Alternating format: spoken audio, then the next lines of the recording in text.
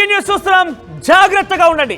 ఒక 5 నిమిషాల క్రితమే మీకు చెప్పాను, చైనాలకు సంబంధించిన హెచ్ఎంపీవీ వైరస్ ఇండియాలోకి ఎంట్రీ ఇచ్చేసింది. బెంగళూరులో ఒక 8 నెలల పసిపాపకి హెచ్ఎంపీవీ వైరస్ సోకినట్టుగా ల్యాబ్ టెస్టులు చేస్తే నిర్ధారణ అయింది, పాజిటివ్ వచ్చింది. ఇంతలోనే మరో కేసు నమోదైంది. ఇప్పటి వరకు ఇండియాలో 2 కేసులు.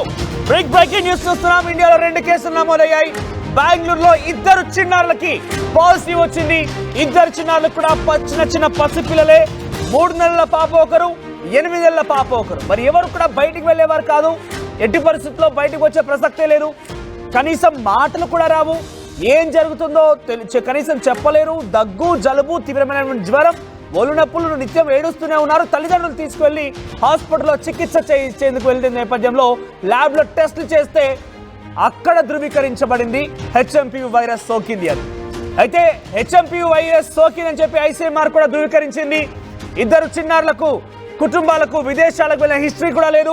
దీంతో ప్రస్తుతం చైనా వైరస్ ఇండియాలోకి ఎలా విస్తరించింది, ఎలా విజృంభించింది, ఎలా వచ్చిందనే దానిపైన తీవ్రమైనటువంటి ఆందోళన వ్యక్తమవుతోంది. పెద్ద ఎత్తున అందరూ ఆందోళన చెందుతున్నారు.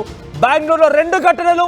ఒక 8 నెలల పసిపాపకి హెచ్ఎంపీవీ వైరస్ సోకింది, మరొక 3 నెలల పసిపాపకి ఈ హెచ్ఎంపీవీ వైరస్ సోకింది. ఇందాక నేను చెప్పాను, ఒక 5 నిమిషాల క్రితమే 8 నెలల పాపకు మాత్రమే ఈ వైరస్ సోకిందన్నట్టుగా చెప్పాను. కానీ ఇప్పుడు మరొక వార్త ఏంటంటే, బిగ్ బ్రేకింగ్, మరొక 3 నెలల పాపకు కూడా ఈ యొక్క హెచ్ఎంపీవీ వైరస్ సోకినట్టు తెలుస్తోంది. వీరెవరు కూడా వాళ్ళ కుటుంబంలో నుంచి కానీ వాళ్ళ తల్లిదండ్రుల నుంచి కానీ ఎవరు కూడా విదేశాలకు వెళ్ళినటువంటి హిస్టరీ కానీ ఎక్కడ ఏం లేదు. మరి ఎలా వచ్చింది హెచ్ఎంపీ వైరస్, వాళ్ళకి ఎలా సోకింది అంటే దీనిపైన అనేక అనుమానాలు వ్యక్తమవుతున్నాయి. అయితే సిమ్టమ్స్ ఉన్నా కూడా కొందరు దానికి సంబంధించి టెస్ట్ చేసుకోకపోవడమే కారణంగా ఉందా, వారి ద్వారా ఏమైనా వచ్చిందా, అసలు ఏం జరిగిందని ఆందోళన వెళ్ళకొంది. మొత్తం మీద ఈ వైరస్ కలకలం రేపుతోంది. ఇండియాలోకి ఎంట్రీ ఇచ్చిన వైరస్ ఇప్పుడు 2 కేసులు నమోదయ్యాయి.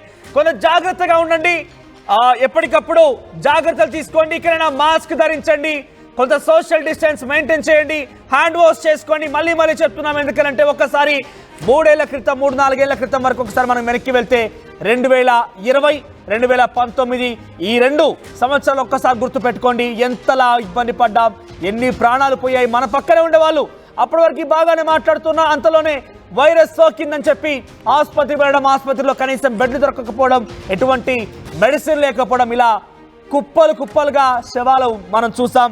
అటువంటి పరిస్థితి రావద్దంటే స్వీయ నియంత్రణ తప్పనిసరి. ఇప్పటికైతే ఇండియాలో ఎంట్రీ ఇచ్చింది. 2 పసిపిల్లలకి, ముక్కు పచ్చలారని పసిపిల్లలకి, 8 నెలలు 3 నెలల పసిపాపలకి ఈ వైరస్ సోకినట్టుగా ఐసీఎంఆర్ కూడా ధృవీకరించింది.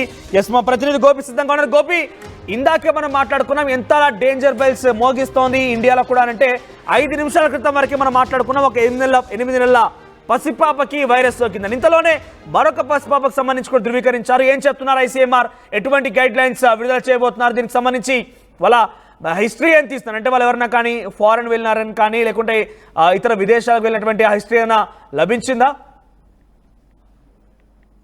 ప్రస్తుతానికి 2 కేసులు నమోదైనట్టుగా కూడా కర్ణాటక ప్రభుత్వం అయితే ధృవీకరించడం జరిగింది.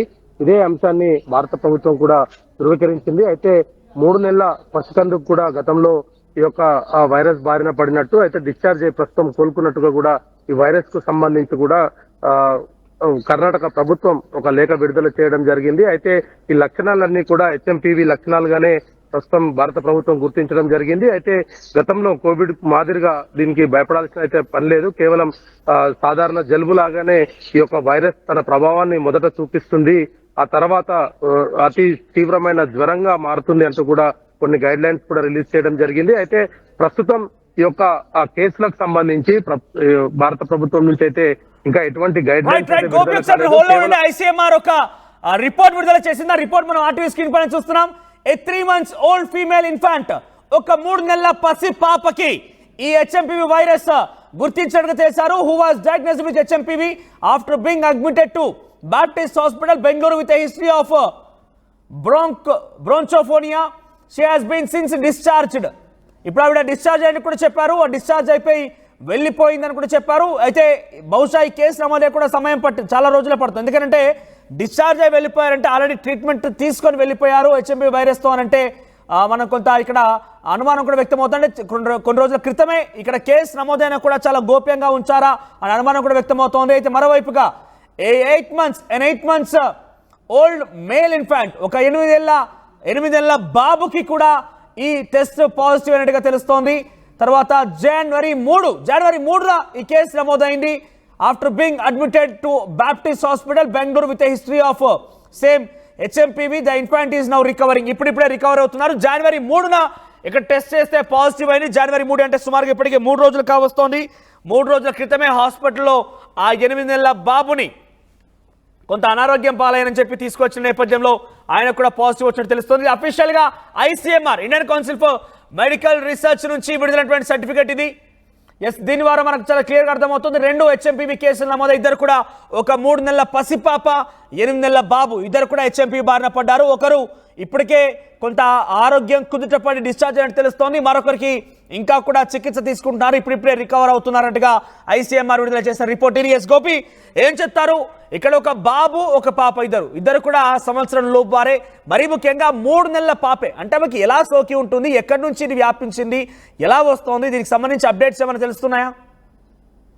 అయితే జనవరి 3 నాడు నమోదైన కేసుకు సంబంధించి అయితే ప్రభుత్వం వద్ద ఎటువంటి సమాచారం లేకుండా ఈ రోజు ఏదైతే నిన్న ఐసీఎంఆర్ గైడ్ లైన్స్ రిలీజ్ చేయడము, చైనాలో విపరీతంగా ఆసుపత్రుల పాలవుతున్న నేపథ్యంలో దేశవ్యాప్తంగా కూడా WHO కొన్ని దేశాలను కూడా అప్రమత్తం చేయడం జరిగింది. దీంట్లో భాగంగానే భారత ప్రభుత్వం కూడా అన్ని రాష్ట్రాలకు కొంత గైడ్ లైన్స్ జారీ చేయడం జరిగింది. అత్యంత తీవ్రమైన దగ్గు, జలుబుతోటి ఎవరైనా హాస్పిటల్లో అడ్మిట్ అయితే వాళ్ళకు కొన్ని పరీక్షలు కూడా నిర్వహించాలని చెప్పడం జరిగింది. అయితే బెంగళూరులో 3వ తేదీన నమోదైన కేసుకు సంబంధించి ఈ రోజు నమోదైన కేసు తర్వాత 2 లక్షణాలు కూడా ఒకే విధంగా ఉండడంతో గతంలో పరీక్ష చేసిన వైద్యులు కూడా నిర్ధారించడం జరిగింది. ఇదే అంశాన్ని కర్ణాటక ప్రభుత్వాన్ని కూడా వివరించారు. అయితే ఐసీఎంఆర్ కూడా దీన్ని ధృవీకరించడం జరిగింది. 3 నెలల పాప, 8 నెలల బాబు, ఇద్దరికి కూడా ఈ యొక్క వైరస్ సోకినట్టుగా అయితే గుర్తించారు. అయితే కుటుంబ సభ్యులు ఎవరికి కూడా ఈ లక్షణాలు లేకపోవడము, వాళ్ళంతా కూడా నార్మల్ గా ఉండడం తోటి అసలు వైరస్ ఏ విధంగా ఒంట్లో ప్రవేశించిందన్న దానిపైన ప్రస్తుతం అయితే వైద్యులు అయితే ఆరా తీస్తున్న పరిస్థితి ఉంది. అయితే ఐసీఎంఆర్ కూడా కొన్ని గైడ్ లైన్స్ కూడా రిలీజ్ చేయడం జరిగింది. ఏదైతే ఇటువంటి లక్షణాలతోటి ఎవరైనా హాస్పిటల్లో అడ్మిట్ అయితే కనుక వాళ్ళందరికీ సపరేట్ వార్డులో వాళ్ళందరినీ కూడా అడ్మిట్ చేయాల్సిందిగా కూడా కొంత గైడ్ లైన్స్ రిలీజ్ చేయడం జరిగింది. అయితే భారతదేశంలో మొదటి కేసు జనవరి 3న నమోదైనప్పటికీ ఆ విషయం ఎవరికి గుర్తించలేని పరిస్థితి ఉంది. అయితే చైనాలో ఒక్కసారిగా రోగాన బారిన పడి ఆసుపత్రులకు క్యూ కడుతున్న నేపథ్యంలో WHO కూడా కొన్ని ఆంక్షలు చెప్పడం జరిగింది. అయితే రానున్న రోజుల్లో ఒకవేళ ఇది తీవ్రతరం అయితే కనుక ఖచ్చితంగా గతంలో ఏదైతే కోవిడ్ కు సంబంధించిన నిబంధనలు ఉన్నాయో అవే నిబంధనలను కూడా మరొక మారు దేశవ్యాప్తంగా అమలు చేసే పరిస్థితి వస్తుంది. ఇది సాధారణ జలుబు లక్షణాలతోటి మొదలై తీవ్రంగా దగ్గు, తలనొప్పితో పాటు జ్వరం కూడా వస్తుంది. కాబట్టి ఈ లక్షణాలతోటి ఎవరైనా ఆసుపత్రులు జాయిన్ అయితే వాళ్ళకి సంబంధించిన శాంపిల్స్ ని కూడా ఐసీఎంఆర్ కు పంపాల్సిందిగా కూడా చెప్పడం జరిగింది.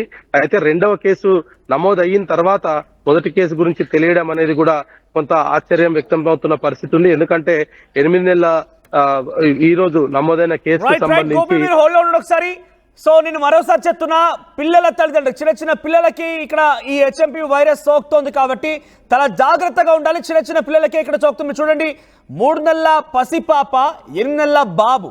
ఎక్కడికి వెళ్ళారు వీళ్ళు?